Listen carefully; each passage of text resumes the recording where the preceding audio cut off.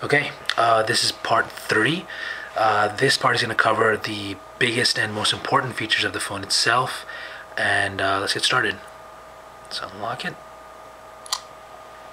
Okay, now down here there are 4 icons. This is called the dock. These are the phone 4 main icons. Hope those are clear. Phone, Mail, Safari, and iPod. Okay, let's start with phone. Click on phone. This is your basic touchpad. You can type in whatever numbers you need. It's very big, the buttons are easy to press. Now, down here are 5 shortcut keys. Favorites. Favorites is basically like your quick dial or speed dial. You can add as many numbers as you want here and go here and dial whatever you need. If you double tap the home button from the home screen, it goes directly to favorites. Let me just show you that. This is the home screen. Double tap this. Goes to your favorites. Easy for accessing that. Recents are your recent calls. All calls, missed calls. You can clear this list. Clear that. Contacts. Contact. This is your list of contacts. You can swipe through. Goes extremely quick. Swipe down. If you don't want to do that, there's also letters right here on the side. If you click, put your thumb over one of these letters, it'll go directly to that. For example, let's try T. See? There's T right there. Let's try M. Lots of M's. Nice. H. Right there. So it's very precise, even though the letters are extremely small. Just center your thumb over whatever you want and it goes there. Then you have your keypad, which you've seen, and the voicemail button. Click this, dials your voicemail. You can check and delete your voicemails and do all that kind of stuff. As a phone, it performs extremely well. The only thing I have a slight problem with is that I wish the speaker, not the speaker phone, but the speaker itself on the handset was slightly louder. I mean, it gets the job done, but it can be a problem in very noisy environments. Okay, let's go back to the home screen and go to mail. Now this is email. There it says checking for mail. This has support for Gmail, Yahoo, Lycos, and I think maybe 1 or 2 more. Right now it's using my Wi-Fi network. There's the icon up there. You can check my inbox for my Gmail. And there you go. This is all my Gmail.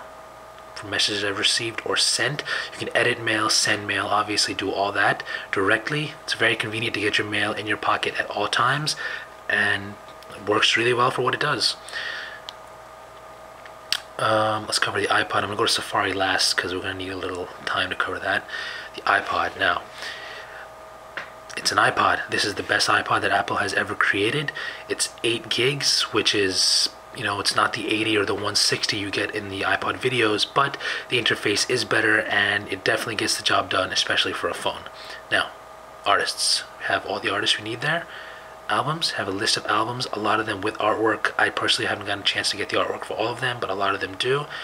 Songs, a list of songs. I think I have around 800 songs on here right now. Videos, I have this Family Guy, Blue Harvest, which I got free with the DVD. As you can see, video quality is very good. Use of headphones is ideal, but... Here, check this out. Wow, this is cool! Yeah, everyone in the neighborhood. Speaker volume, again, is much better than the initial firmwares, but it's very good, and video quality is excellent. Now, done. Let's get out of there. Now, more, click on more, and you get the traditional iPod, the menu, which are playlists, podcasts, compilations, composers. You can do anything you want there. These can be obviously be changed. Edit, and you can drag your shortcuts to whatever you want down to the bar. For example, if you want videos to be somewhere else, you can just drag it and create shortcuts. Done. Now, turn it this way in the landscape mode, and it automatically goes into what's called the...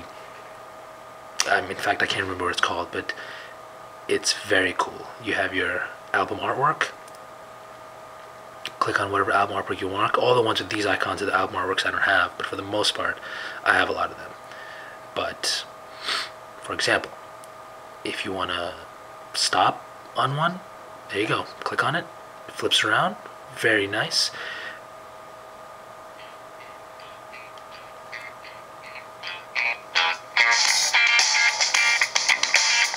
It's very loud, and you can swipe through songs just like the rest of the iPhone you swipe through. If you want to stop that, click the pause button right here. Go to other icons, flip right through these. It's very nice, and it works great, and it looks very, very cool. Especially the little effects like the reflection down here. It's excellent. Now, go back this way. goes back to whatever you're listening to. Here's your volume, play, next track, click here. Again, you get the list of all the tracks in each individual album. And yeah, that's the iPod. It's an excellent iPod. Audio quality is very good. Not necessarily with the earplugs they give you, but I have another pair and it sounds great through big headphones, over-the-ear style. Now, this part is going to cover the Safari browser. Now, right now it's using my Wi-Fi network, which is always on, obviously. And if not, if you're out on the road, it uses the Edge data network. Now, it goes in both landscape and portrait. Now, if you click this, I have all my bookmarks from my PC that sync. Let's go right here. Now, using the Wi-Fi, it's not as fast as a PC or using Firefox or something like that, but it's definitely fast enough and it gets the job done. Now, whole pages load up. It's very nice. It looks very small, but simply double click. It gets much nicer. Click wherever you want to go. You can zoom in, zoom out. Same way. Like that to zoom out. It fits the whole page very nicely. Let's go to landscape mode. Now, I mean, it looks really good. Looks excellent. Now, the one thing that's very convenient about this, unfortunately it doesn't work for SMSs but only works for the browser, is that when you're in landscape mode and you want to type something, for example, let's just go to the chat box up here, you get this big keypad, and that's very easy to use and it's very nice. Unfortunately, they haven't put this feature in the SMS yet, but I'm sure that with a new firmware update they'll give you this ability during texting as well, which would be ideal because these buttons are significantly bigger than when you use the phone in portrait mode. Now, done that, you can type anything you want there, open up any number of pages, it loads it fairly quickly. Let's try IGN real quick.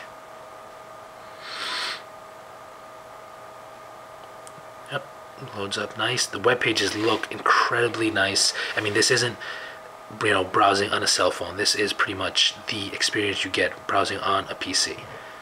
I mean, you can zoom in, nothing, I mean, it adjusts the image, it adjusts the text, everything is perfectly clear and nice. Well, open that page up, but yeah.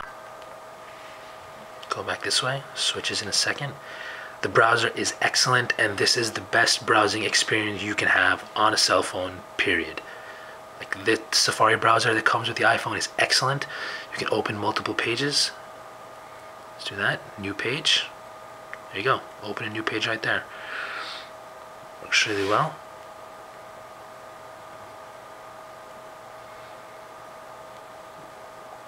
We have IGN open. We have another page open here. It's done. And of course, all your bookmarks are saved. You can save bookmarks on the fly. I mean, and it supports exactly. It doesn't support Flash, Java yet. It probably will in the future. It'll play QuickTime files right off the website. I go to QuickTime trailers. You can check trailers. It'll play them. Plays them very nicely. There are no issues running anything QuickTime off any website. Works great, and browsing is absolutely a pleasure. And I mean, it's good enough that if you're not near your computer and you just have your iPhone with you, you can easily use it and have a comparable experience on the phone. Images are crisp, videos are perfect, sound is great. I mean, this is, again, this is the best browsing experience you can get. It's awesome. Okay, now I think that's enough of that. Covered the basic 4 major features down here now. That's part 3 is pretty much coming to an end. Part 4, I'm going to basically explain what jailbreaking the phone is. Not how to do it, but what it is, and then this stuff. All the extra software that you can install unless your phone is jailbroken. But we'll save that for the next part. Okay.